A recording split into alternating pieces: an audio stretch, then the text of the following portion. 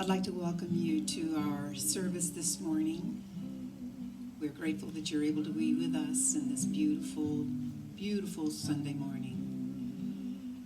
If you'd like to join me, I invite you to close your eyes as we begin with prayer and meditation. Taking a deep breath and just releasing it. And as we do, we say, thank you, Spirit.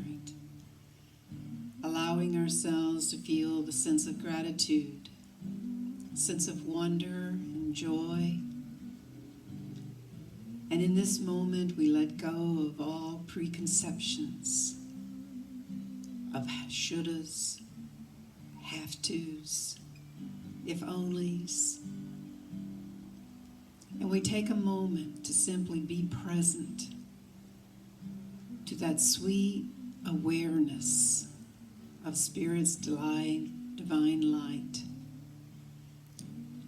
bringing forth wisdom, understanding, and truth, so that the certainty and the belief and faith that we need is reassured,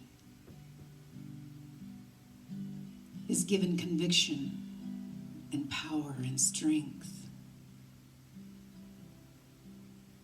So in this moment, I invite you to join me and those who are with us on this beautiful day, and allow yourself to simply feel the breath of life, your breath. It is different than others.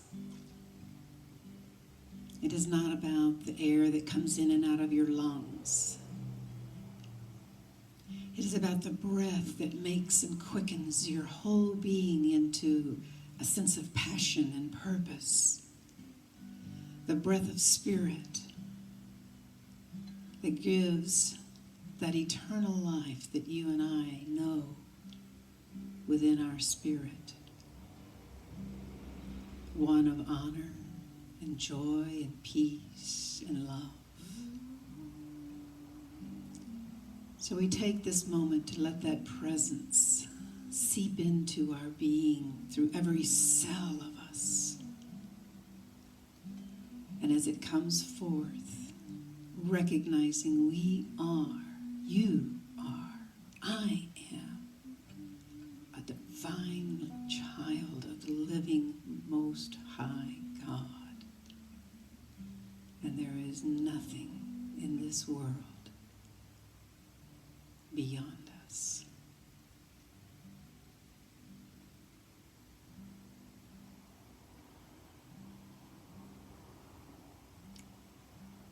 And so we do say, thank you, thank you, thank you, Spirit. It is so. Thank you for being with me this morning, as I am joined by Melissa Connelly this morning.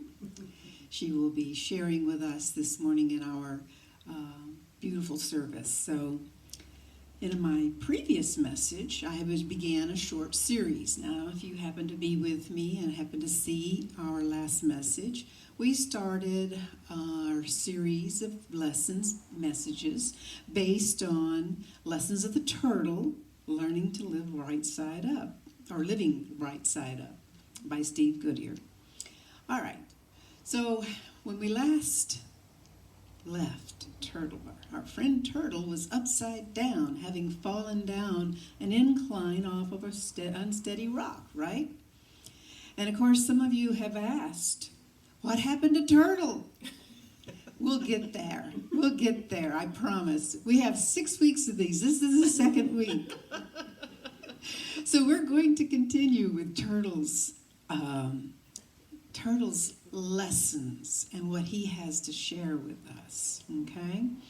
So if you might remember, Turtle was upside down, terrified, and absolutely railing against the universe about his condition, right? And an owl joined him and helped bring a perspective and helped Turtle to discover and to become aware and understand the gift of the accident. The gift of the accident was he understood he has the power to choose and the ability to respond to the choices that he makes, which is, in effect, responsibility. So Turtle's out there, upside down. He's noticing things. And the first things he noticed was blue, right? The sky. And he was just overwhelmed. Well, now he's there and he has noticed something else. So as we continue with our story, Turtle has really caught up in all the sights of everything so different and new from being upside down. Now, all of us, having gone through being upside down in our own lives, have a new perspective perhaps, just like Turtle. And he's seeing different things and he's looking at different ways and his perspectives have definitely shifted. So he's noticing trees. And so here's what happens. Let me share this conversation between him and Owl. What are those pointy green spires rising almost to the sky? I've never seen anything like them. And Owl responded, those are trees. Pine, spruce, and fir trees mostly. Trees? Those are not trees. I have seen trees before. I have seen them every day. Trees are brown obstacles that get in my way, covered with bark. They're always in the way. Owl says, you are now viewing the rest of the tree. And you saw only the trunk as you crept along. But the branches and the needles are really the best parts. And Turtle says, I had no idea trees could be so magnificent. So Owl responds, there is a gift of the tree also. And like the others, it comes in the form of a lesson. Are you ready for it? Yes. Okay. So Turtle was ready to hear about the gift of the tree. Sounds like you are too. Owl explains the tree is strong and proud, but not all trees are as majestic as these. Some are so small, even you, Turtle, could walk all over them. And some are still seeds in the ground. But within the seed is the tree. If the seed only knew what it would one day become, it would be amazed. To know what you can become is a wonderful thing. And the tree has a special place all of its own in the universe. And that is a place of honor. Honor is all about trust. And to trust, you have to know yourself. And that helps us to be honorable. So Herman Hesse said, a tree says, my strength is trust. I know nothing about my fathers. I know nothing about the 1,000 children that every year spring out of me. I live out the secret of my seed to the very end, and I care for nothing else. I trust that God is in me. I trust that my labor is holy, and out of this trust I live. So the gift of the tree is this, the lesson of honor.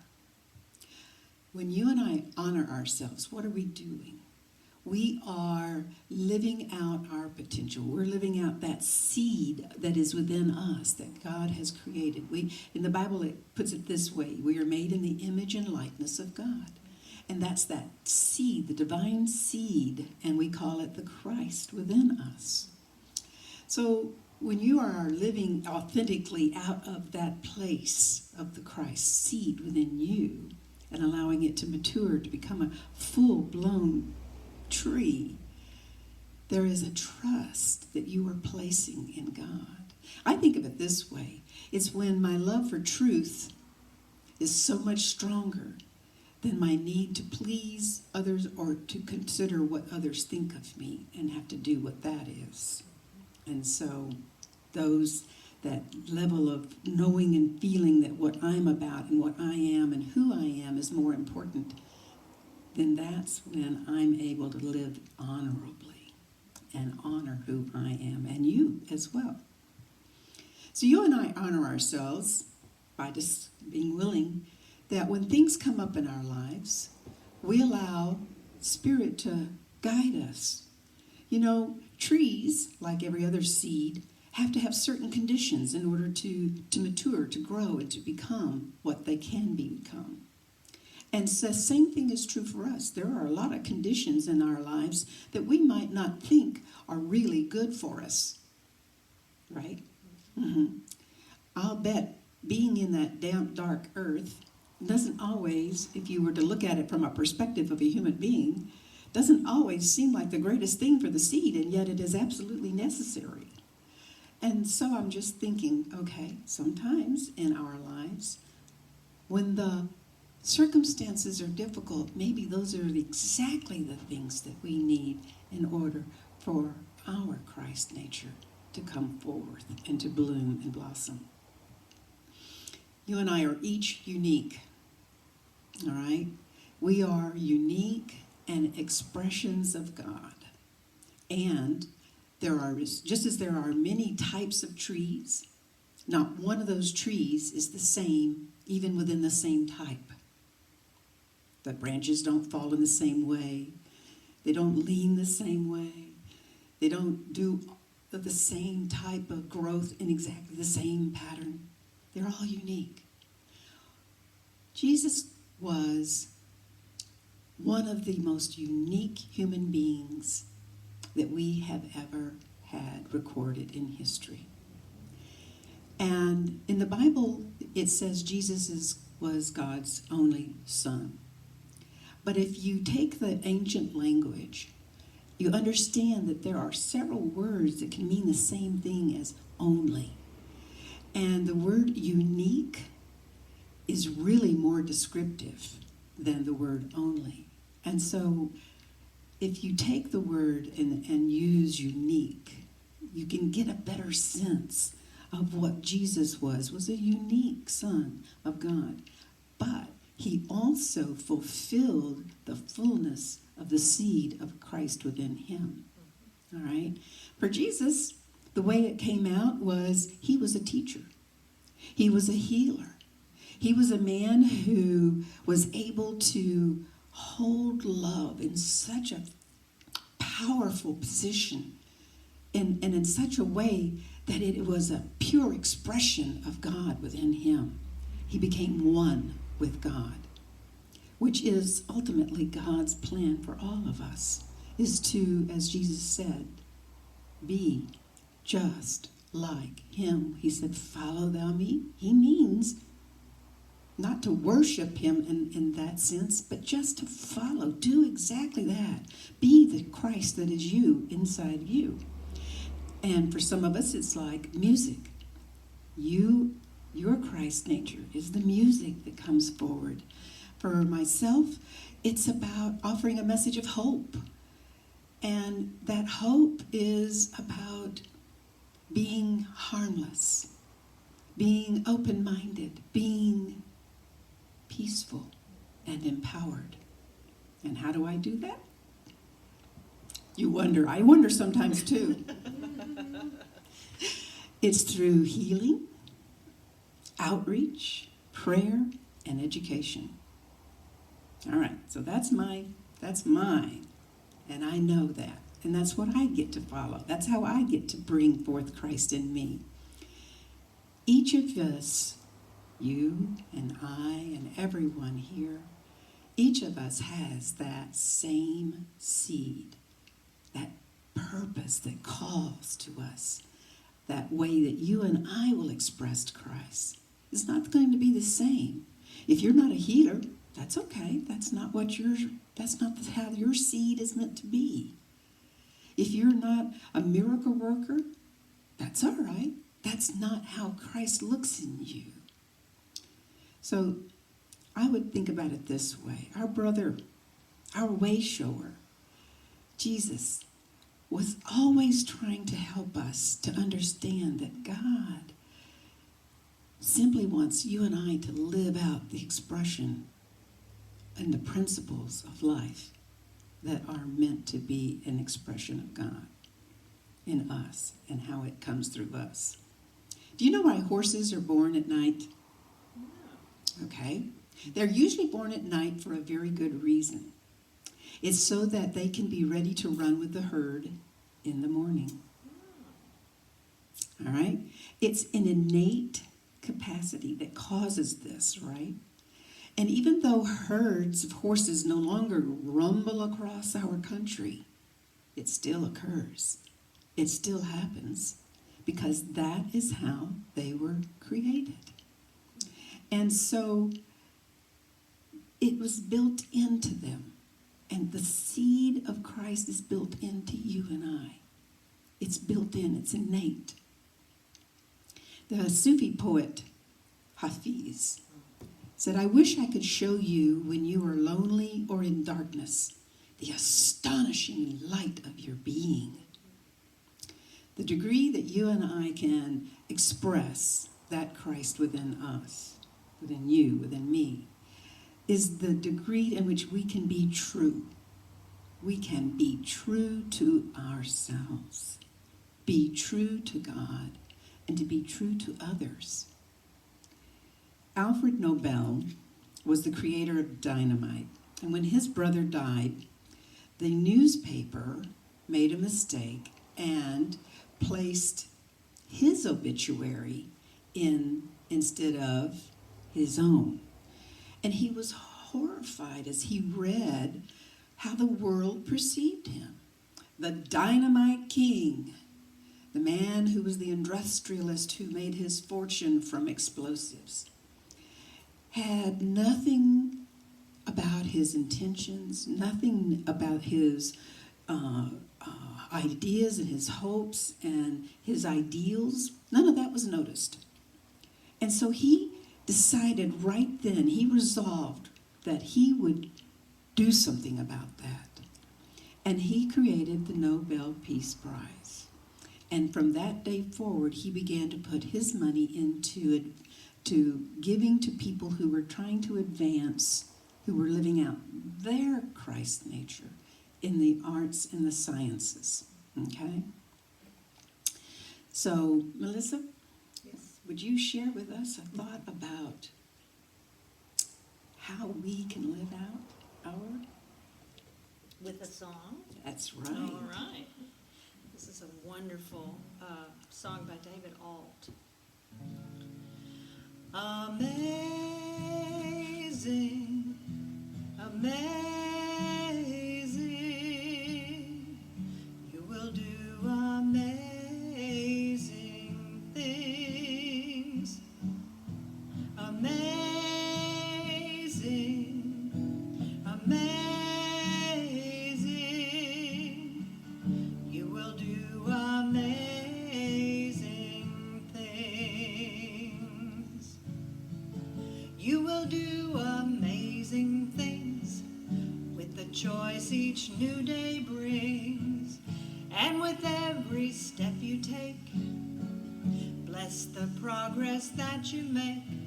The reason you live is there in every gift you give. Love your life, love your dreams. You will do amazing things. Amazing,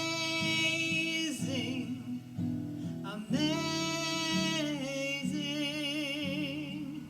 You will do amazing things. Amazing, amazing.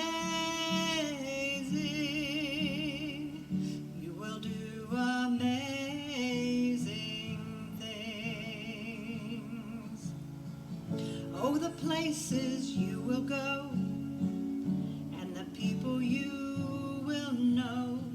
Don't worry when, or where, or how. You don't need to know that now. Know you're on the right track. Know Just enjoy what this day brings. You will do amazing things. You don't have to work it out. Just stay in the here and now. Let your mind rest for a little while. Sometimes deepest answers come when you're out there having fun. So close your eyes, take a breath, and smile. Amazing, amazing. You will do amazing things. Amazing, amazing. You will do amazing things. You will do amazing things. And you are amazing. Thank you. Wonderful. So, I think for myself, I'm enjoying having some time alone, you know. A lot of us are spending time alone right now. And I'm kind of enjoying a little bit of that. I'm an introvert, so that helps with that. So, but in coming to know myself, it's not always easy. It's not always easy because there are so many things that happen in life, and being introspective and looking within and finding out who we are. Sometimes we come up against stuff, right? Sometimes we come up against belief systems that don't work for us. Sometimes we come up against things that we really just need to let go of, and we don't have any idea how to do it because they don't really serve us anymore. They might have at one point, but they don't now. So I'm thinking about, how do we believe? How do we believe? What do we believe? And why do we believe what we believe, right? There's a Dutch theologian, Soren Kierkegaard, who illustrates a story he wrote describing what we believe in a make-believe town where only ducks live. It was a Sunday morning in Duckville. As was the custom, all the ducks waddled out of their houses and down the street to Duck Church. And they waddled down the aisle, and in the church they squatted in their little own pews in exactly where they always went, every one of them. And they knew their place. And when the duck minister took his place in the pulpit, he read from the Duck Bible. Ducks, God has given you wings. You can fly. Ducks, because you have wings, you can fly like eagles.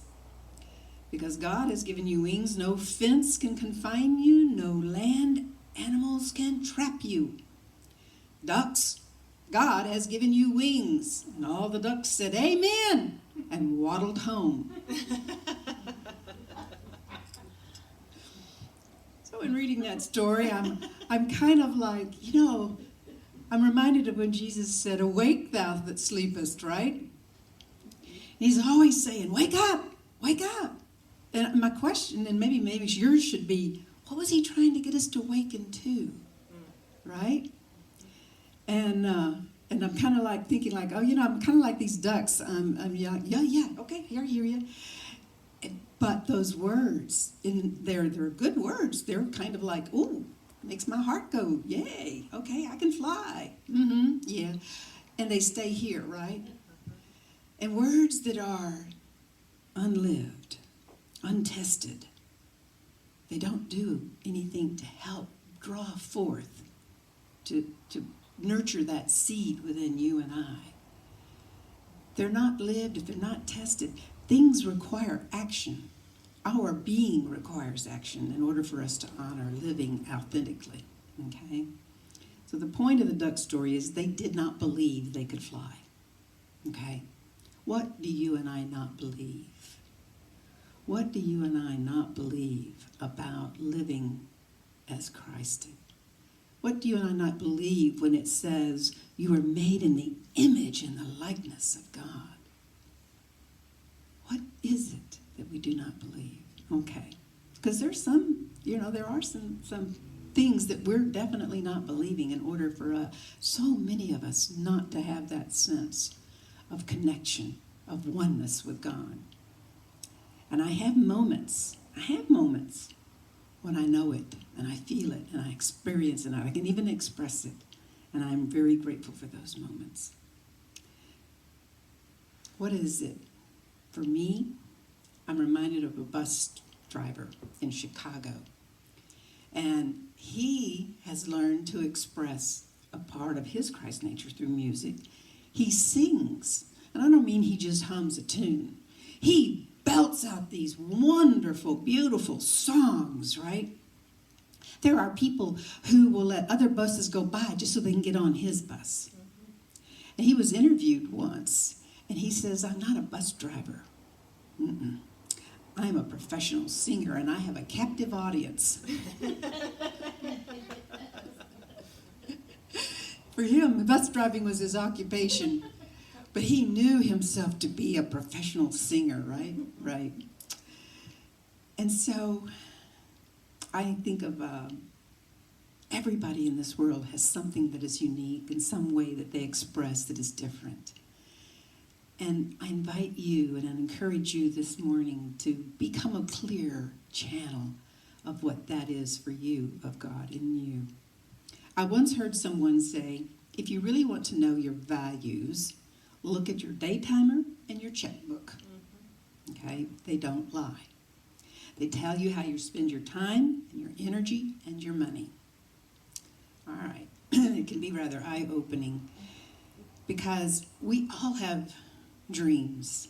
We all have these dreams of something we want to pursue or accomplish or to be, right?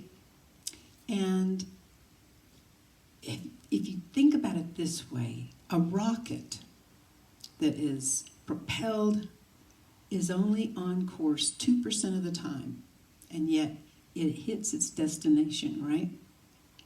And why is that? Because there is a computer program that in it gets it completely back on track. Same thing is true for you and I. There is within us a pattern, a program from God that helps you and I. And we can sense it, we can know it when we become still and listen to that still small voice of God, getting us back on track. It's not important that we sometimes veer off track. Remember, 98% of the time the rocket's off, okay? It's that 2%. And it begins with that first step, you and I just becoming still and being willing to listen. In Proverbs 19:21, it says, the human mind may devise many plans, but it is the purpose of the Lord that will be established. Okay. So I want to end our time together with a story. This is about sing your song. So Tilly once had a little canary who loved to sing along with her vacuum cleaner. Now, for some reason, the sound of its motor filled the little bird's heart with musical inspiration. And he would respond with counter melodies that trailed high above the roar of the vacuum, right?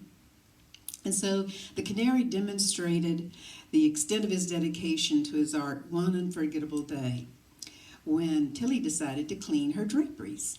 As she hauled out the vacuum cleaner and attached the extension hose, the bird's delight was palpable. You could just see him getting ready, right?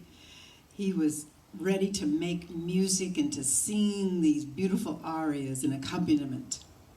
So Tilly turned on the vacuum, and the little bird responded with this beautiful aria, seemingly inspired by the angels. And he became so excited as Tilly became involved in her task of working. She didn't notice that the bird had flown to the top of the draperies. Right, yes.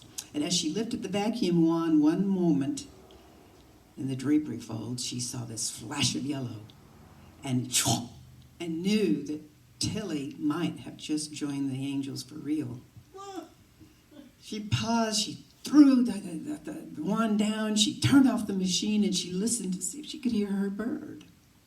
And sure enough, she could hear this little muffled sound inside there singing.